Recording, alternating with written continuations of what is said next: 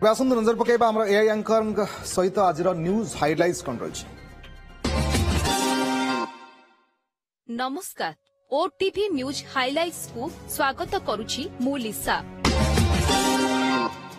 गोपालपुर गण दुष्कर्म मामला रे क्राइम सीन क्रिएट कला क्राइम ब्रांच। मामलाटी रेड फ्लैग अंतर्भुक्त होई सारिछि। वर्तमान सुद्धा गिरफ होइछंती 10 जन अभियुक्त। सेपटे मुख्यमंत्री घर भेरिला कांग्रेस।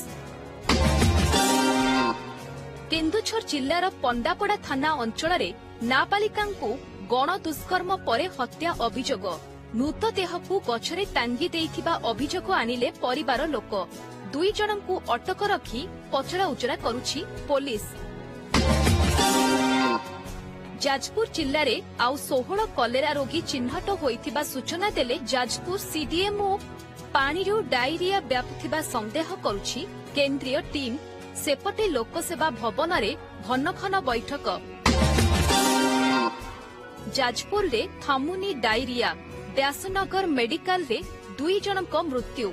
सीडीएमओ कहिले डायरिया जनित मृत्यु कि नुहे तदंत परे स्पष्ट हेबो। एपटे कटक रे विशुद्ध न करी पानी बिक्री अभियोग रे पानी कंपनी रे रेड।